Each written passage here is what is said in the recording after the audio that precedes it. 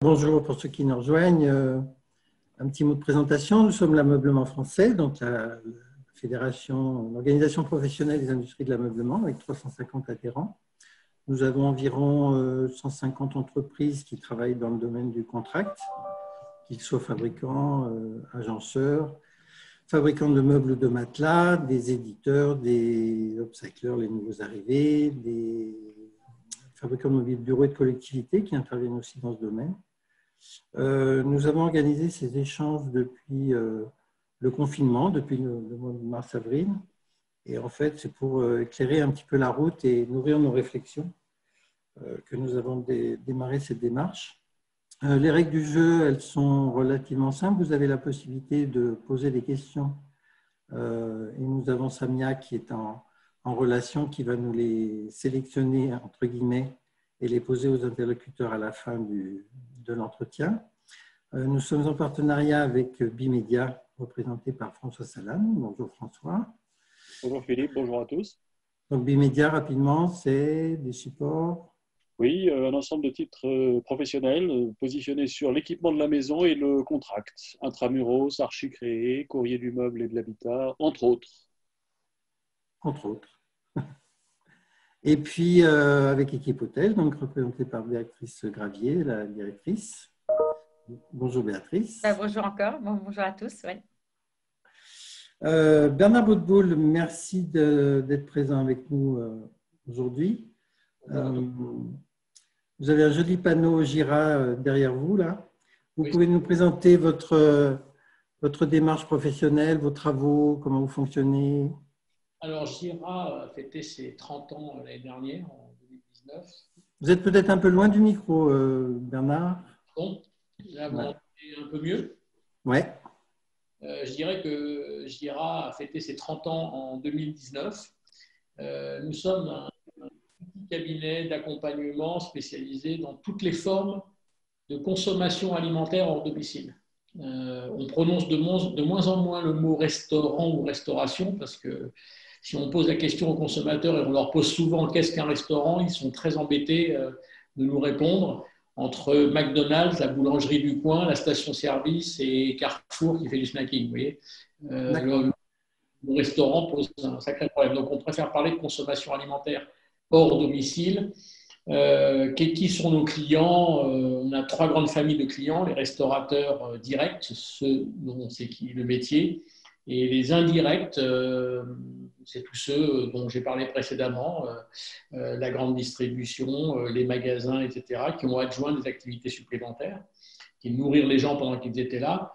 Deuxième grande famille de clients, les fournisseurs du secteur. Alors, on travaille avec l'industrie agroalimentaire, des grossistes, des distributeurs, des architectes, des designers, etc.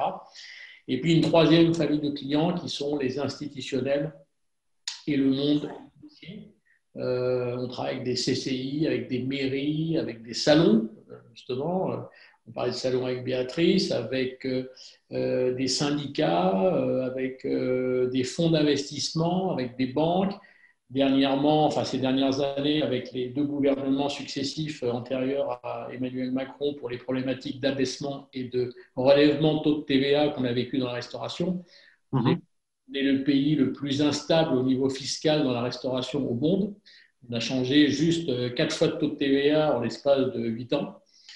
Enfin voilà comment on fonctionne et voilà qui on est. Nous sommes une toute petite équipe et nous sommes moins de 10 et nous sommes basés boulevard Saint-Michel, dans le 5e arrondissement, en face du jardin de Luxembourg. C'est sympa. Donc, à la fois des études macroéconomiques et de l'accompagnement éventuellement individuel pour des clients. D'accord. Comment vous voyez cette crise? On n'a jamais vu ça, c'est grave et c'est du jamais vu, on va avoir du mal à s'en remettre, ou c'est une crise de plus, entre guillemets, puis on en a vu d'autres? C'est grave, Philippe, mais si on prend un peu de recul, ce n'est, si je peux m'exprimer ainsi, qu'une crise supplémentaire en termes de turbulence pour le secteur de l'hôtellerie-restauration. Parce qu'elle en a eu bien d'autres. Bien sûr que c'est la première d'un point de vue sanitaire. On n'a jamais eu ça d'un point de vue sanitaire. Mais on en a eu d'autres. N'oublions pas les crises qui ont impacté le secteur. Crise de la vache folle en 1996, deuxième crise de la vache folle en 2000. le 11 septembre 2001, même si c'est très loin de chez nous, les restaurants ont été désertés de peur que novembre 2015, où on a attaqué des terrasses, des cafés, des restaurants. Ouais, c'est vrai. Par des attentats. Avril 2017 sur les Champs-Élysées. Décembre 2018, le marché de Noël à Strasbourg, rappelez-vous. Bref, tout ça a eu évidemment beaucoup d'impact très puissant sur le secteur qu'on appelle CHR. De mémoire, c'était de moins 20% le 11 septembre 2001 à moins 60% au lendemain des attentats de 2015. Donc, et je ne parle que des crises, je ne parle pas des manifestations et des grèves, parce qu'on s'est eu des gilets jaunes, on a eu les grèves des transports, donc le secteur est particulièrement bien touché par tout ce qui se passe depuis de nombreuses années. Ça se cumule et je connais beaucoup d'acteurs qui commencent à baisser les bras et qui commencent à ne plus avoir le moral et qui commencent à se demander s'il ne faut pas arrêter et aller faire autre chose. Ben oui, parce qu'à chaque fois qu'il y a une turbulence importante, ils sont les premières victimes, quoi, en fait. Ouais, nous sommes dans un secteur qui est totalement dépendant. Il y en a qui sont climato-dépendants, mais nous, on est, comment je pourrais dire, événements et crises dépendants. Ça, c'est clair. Et par rapport à ça, des restaurateurs, il y en a qui sont très anxieux, d'autres très optimistes. On a un peu toutes sortes de populations, j'imagine, que vous rencontrez, non? On a toutes sortes de populations, mais pour terminer, juste ce que j'étais en train de dire sur les crises, et ça va peut-être vous surprendre, je suis extrêmement pessimiste optimiste, pardon, pour les mois et années à venir, pour 3 raisons. Et ça, il faut bien qu'on les ait en tête. C'est que nous nous sommes toujours relevés des crises que j'ai citées précédemment.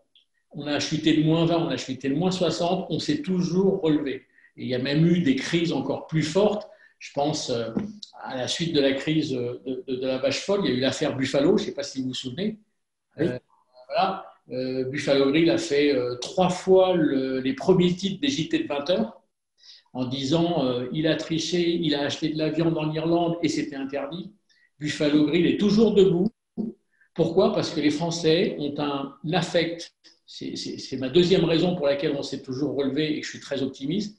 C'est que les Français font partie des quelques pays au monde, il n'y en a pas beaucoup, qui ont un tel affect pour la sortie au restaurant, pour le plaisir, pour le partage, la convivialité et la fête, c'est qu'ils n'ont jamais fait l'impasse et ils n'ont jamais régressé leur sortie au restaurant.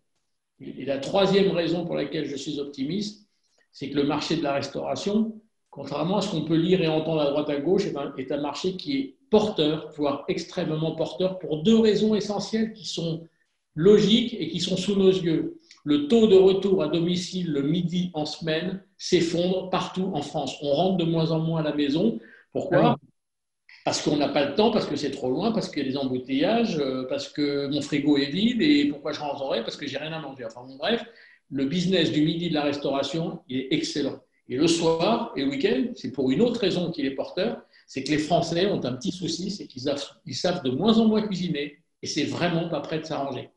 Donc, le business de la restauration est un marché qui est très porteur. Et nous avons pronostiqué il y a 1 an, alors c'est un peu remis en cause avec le Covid que nous ne connaissions pas, que dès 2021, voire 2022, nous passerions en croissance à 2 chiffres. Alors, c'est 2021, je ne pense pas, mais 2022, nous sommes intimement persuadés qu'on va prendre une vitesse de croisière très importante. Nous sommes sur un marché qui est très porteur. Parce qu'avant cette crise qui a commencé au mois de mars, on était sur des évolutions qui étaient très positives. 2019 était une belle année, non?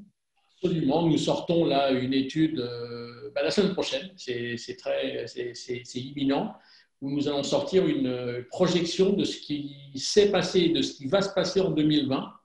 Et c'est vrai que nous travaillons sur 4 grandes périodes, l'avant-confinement, confinement, le déconfinement, la saison estivale. 4e période, c'est de septembre aux fêtes de fin d'année et les fêtes de fin d'année. Et là, on voit des comportements, on prévoit des comportements, vous allez voir, qui vont être très, très surprenants, mais d'un point de vue positif. vous me demandiez, Philippe, comment se comportent Un petit peu l'attitude des gens, parce que on s'aperçoit que dans la population, il y a des gens qui sont extrêmement frileux, très craintifs, et d'autres qui sont à la limite très légers par rapport à tout ça. Bon, j'imagine que dans les restaurateurs, il y a le même type de population et différente, non? Alors déjà, parlons du consommateur. On a observé les typologies de consommateurs, comment ils se comportent par rapport à ces protocoles et à ces gestes barrières qu'on impose de plus en plus. Alors, on a 4 comportements clients ou 4 types de population. Je parle vis-à-vis de la restauration, bien entendu. Je parle pas de... On a d'abord la génération Z. Vous savez ce que c'est que la génération Z? C'est les 15-25, si j'élargis, etc., qui, elles, mais alors, refusent totalement cette contrainte de gestes barrières. C'est une génération qui a envie de faire la fête, qui est très tactile, qui se fait des bisous, qui, les uns sur les autres, qui font la fête, qui vont boire des coups. Donc, c'est comme ça. Et eux, voilà, ils n'en veulent pas. Vous avez une autre population qu'on a appelée les très anxieux. Eux qui sortent et bougent beaucoup moins qu'avant. Et encore moins dans les endroits clos, comme les restaurants. Ils mettent même le masque dans leur voiture. Je ne sais pas si vous parlez des voitures comme ça. Oui, je vois. Je ne sais pas à quoi ça sert, mais bon, ils l'ont. Ce sont des gens, il ne faut pas les critiquer, ces gens-là, ce sont des gens qui cheminaient déjà, bien avant le Covid, vers une hygiène réfléchie, travaillée et maximum. Troisième population, c'est ce qu'on a appelé les précautionneux, alors, qui ne veulent surtout pas se priver du plaisir de la restauration et des bars, mais qui prennent leurs précautions. Ils se renseignent, ils regardent des avis, ils regardent ce qu'on dit sur le resto, s'ils respectent les règles sanitaires et les protocoles, ils mettent le masque, ils ne refusent pas de mettre le masque en rentrant, etc. Bref, c'est des précautionneux qui ne veulent pas se priver de plaisir. Et puis, vous avez la 4e population, ceux qui veulent continuer à vivre, mais sans rien changer. Ouais.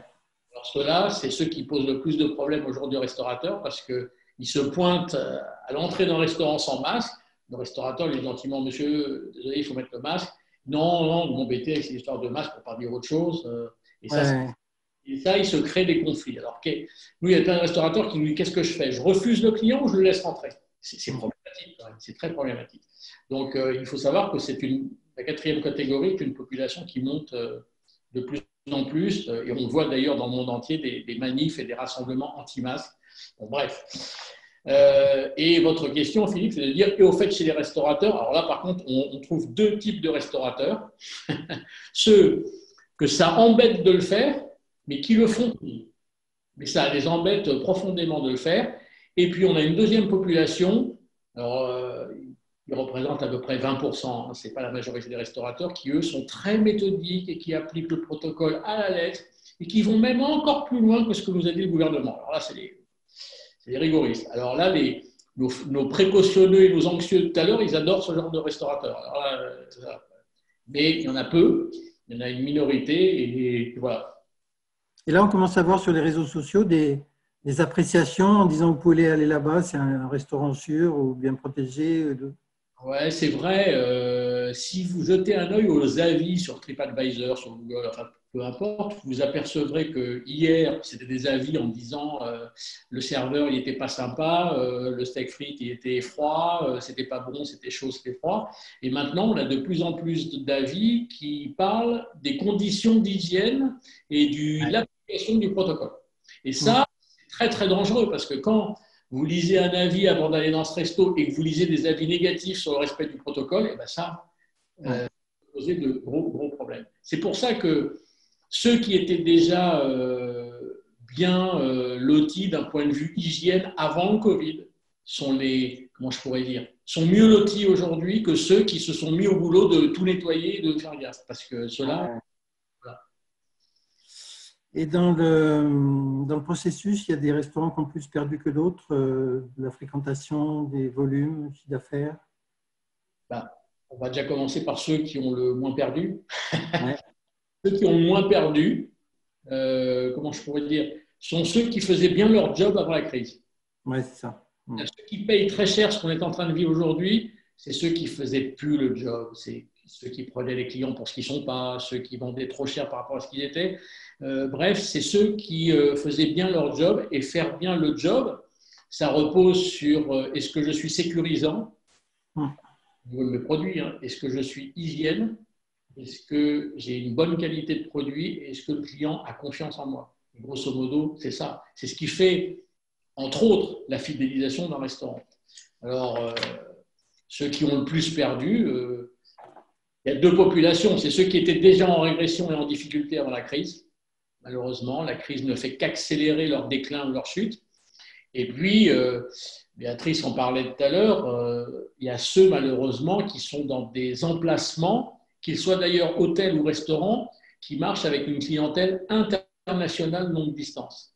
Je pense notamment au Palace parisien ou au Palace de la Côte d'Azur, quoique le Palace de la Côte d'Azur ont eu une clientèle qui est descendue chez eux très particulière, qu'ils nomment, je cite, indésirable. Je referme la parenthèse. Ouais. Cette clientèle internationale longue distance, et on sait de qui on parle, les Moyen-Orientaux, les Américains et les Asiatiques n'étaient pas là. Et vous pensez bien que des palaces parisiens ou des restaurants qui se trouvent dans des lieux hyper touristiques, en plein mois d'août, en plein mois de juillet, c'était désertique dans les rues.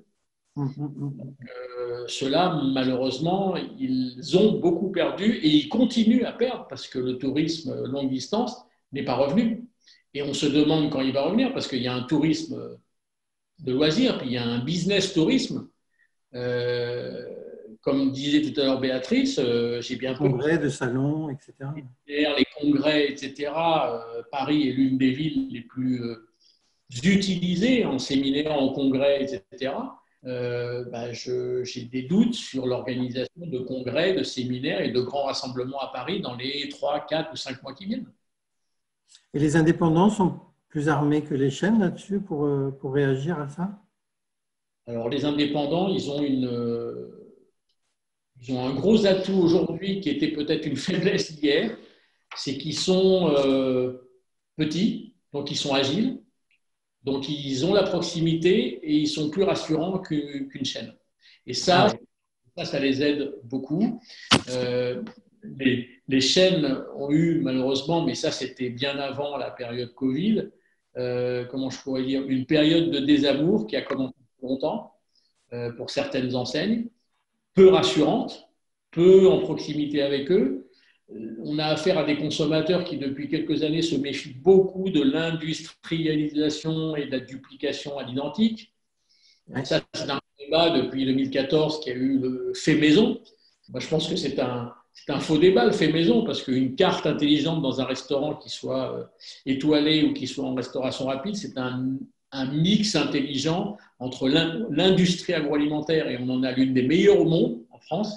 Ça, quand je dis ça à des restaurateurs, ils me disent « Ah bon, on a l'une des meilleures industries agroalimentaires au monde ?» Oui, on a l'une des meilleures. Et en pâtisserie, en sucré, on a la meilleure au monde. Ce n'est pas moi qui le dis, ce sont les étrangers, l'international, qui nous disent « Vous avez une industrie agroalimentaire de très très haut niveau en France. » Donc, il n'y a pas de combat entre l'industrialisation et le fait maison. C'est aberrant. C'est aujourd'hui, il faut travailler avec un mix intelligent. Et je ne voudrais pas citer des étoilés Michelin qui travaillent avec l'industrie, et il y a de la restauration rapide qui fait du fait maison. Donc, ça veut dire quoi? Ça ne veut rien dire. C'est le mix.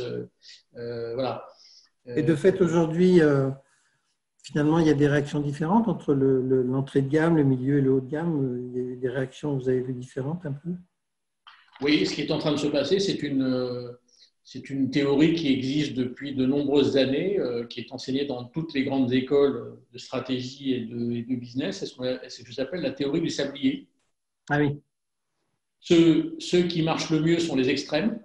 C'est-à-dire, plus je monte en gamme, plus je m'en sors. Plus je descends en gamme, plus je m'en sors. Et si je suis ni l'un ni l'autre, si je suis hybride, si je suis au milieu, malheureusement, j'existe de moins en moins aux yeux des consommateurs.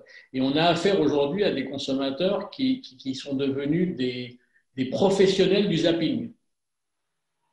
Oui, d'accord. Il fut une époque, il y a très longtemps, hein, on avait son adresse de restaurant. Quand on sortait, c'était là que j'allais. C'était la référence du coin, la référence de la ville, de la région, etc. Aujourd'hui, je vais dans un restaurant qui correspond à la situation dans laquelle je suis, le moment que je veux passer, le prix que je voudrais payer, le produit que j'ai envie de manger. Donc aujourd'hui, on a un carnet d'adresses de resto. Et ce carnet d'adresses de resto a provoqué des consommateurs zappeurs. Et il y a des restaurateurs qui me disent « Ouais, lui, il n'est pas fidèle. » Si, il est fidèle, il vient 4 fois par an. Il est fidèle. Pour le consommateur, il est fidèle. Et ouais. Alors qu'avant, alors qu'on aimerait mieux qu'il vienne 1 fois par semaine. Mais on ne va pas 1 fois par semaine dans le même resto. C'est extrêmement… Ça ne marche pas comme ça. Ça ne marche pas comme ça.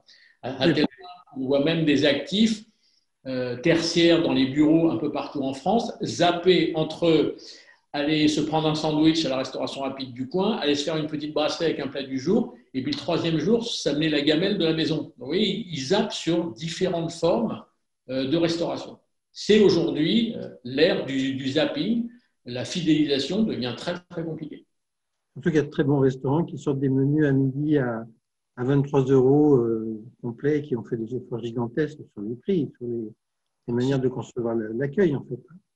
Absolument, absolument. Mais moi, je dis toujours que celui qui gagne, le restaurateur qui gagne et celui qui gagnera demain, c'est celui qui reviendra aux fondamentaux du métier de restaurateur. Et les fondamentaux, il n'y en a pas 36. Ce n'est pas du marketing, ce n'est pas du blabla, ce n'est pas de la théorie, c'est l'assiette, le personnel et le lieu dans lequel je suis. C'est tout. Il n'y a rien d'autre. Il ne faut pas intellectualiser la restauration. Il ne faut pas oublier que les gens viennent dans un restaurant pour manger, de préférence bien, avec des gens qui ont la banane dans un cadre sympa.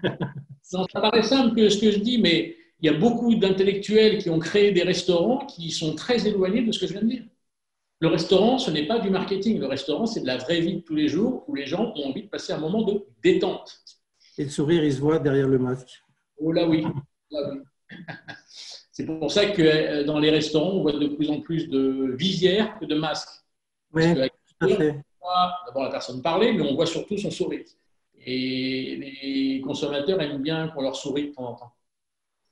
Et finalement, la bonne attitude, parce qu'il y a 3 mois, on ne savait pas trop comment on allait manger, entre guillemets. Les restaurateurs ne savaient pas s'il fallait ouvrir, fermer, mettre au chômage, se remettre à la cuisine ou pas. Enfin, finalement, ils ont bien fait de rester ouverts. Et puis, il y a eu tout un vent de panique autour du plexiglas, autour de tout ça. Enfin, les questions étaient innombrables il y a 3 mois. Et ceux qui s'en sortent, la bonne attitude, c'était quoi? C'était de rester ouvert, finalement, non? Oui, c'est facile de le dire aujourd'hui, mais ouais.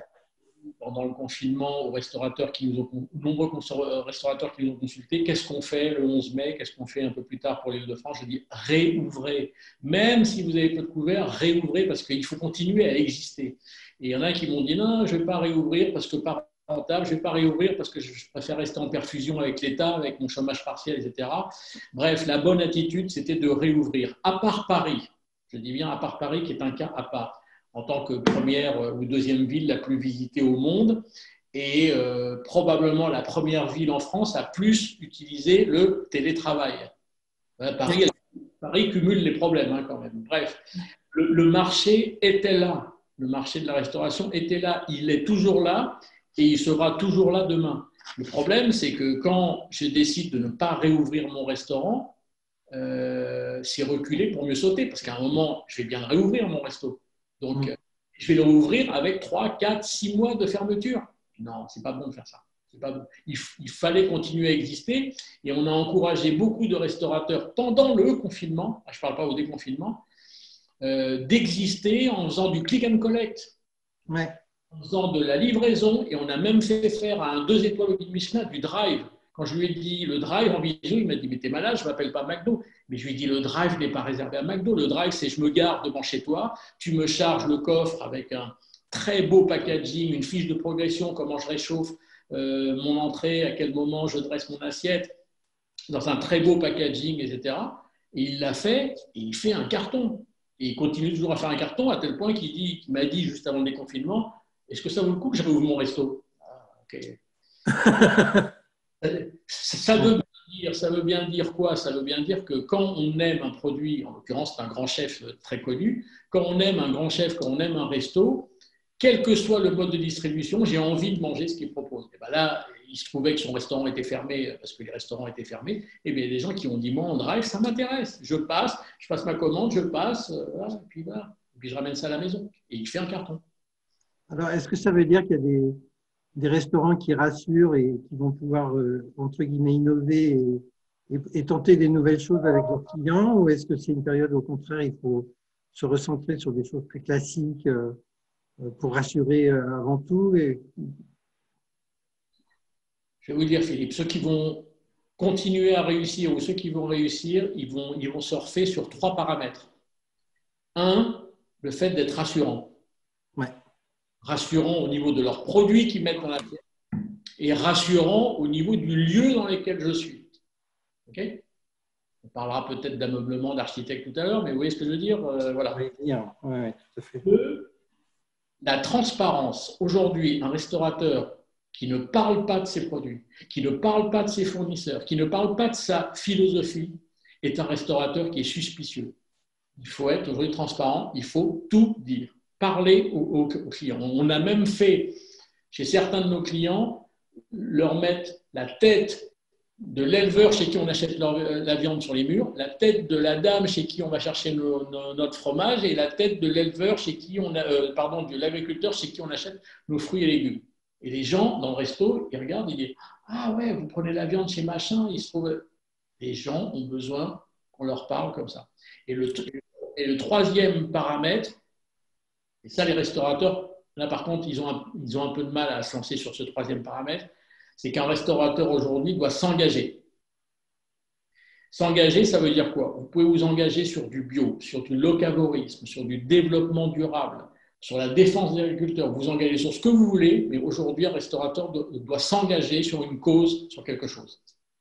Et ça, tout à l'heure, je disais, le restaurateur doit prendre la parole, transparence de ses produits, etc., mais il doit prendre la parole aussi sur quel engagement il prend, parce qu'on a de plus en plus de Français, de plus en plus de consommateurs, et pas uniquement en France, qui sont de plus en plus sensibles sur des fournisseurs, sur un magasin, sur une marque qui s'engage sur quelque chose, sur une cause.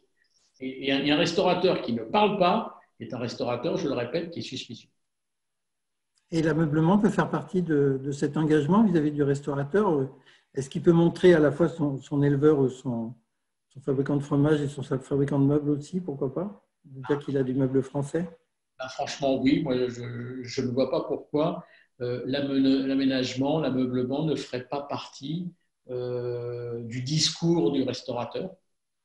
Les grands designers très célèbres que je ne citais pas, comme par hasard, les restaurants qui montent des restaurants avec eux citent leur nom en disant « il a été décoré par machin, il a été décoré par truc ». Je ne vois pas pourquoi je ne parlerai pas de mon designer local très sympa qui a fait du super boulot. Oui, il faut que j'en parle, parce que peut-être qu'il a une particularité au niveau de son design, il faut que je l'explique.